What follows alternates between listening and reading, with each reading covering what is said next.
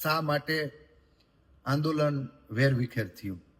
મને તો એવું લાગે છે કે પાલભાઈ આંબલિયાએ નું એક ફેસબુક લાઈવ મેં જોયેલું, એમાં કીધેલું કે આમ આદમી પાર્ટી ન હોવી જોઈએ, ભાજપની જે પાંખો છે, દાખલા તરીકે કિસાન સંઘ, એ બધી પાર્ટીઓને આવવું ન જોઈએ આંદોલનમાં.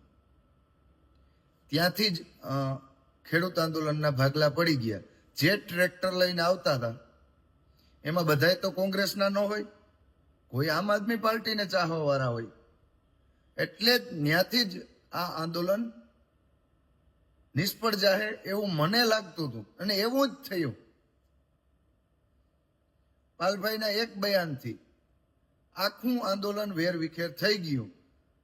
નકર બધા લોકોને આમંત્રણ આપી અને વેલકમ કીધું હોત તો આંદોલન ગાંધીનગર સુધી પૂગત અને સફળ પણ થાત. કારણ કે ભારતીય જનતા પક્ષને જોતું હતું એ થઈ ગયું.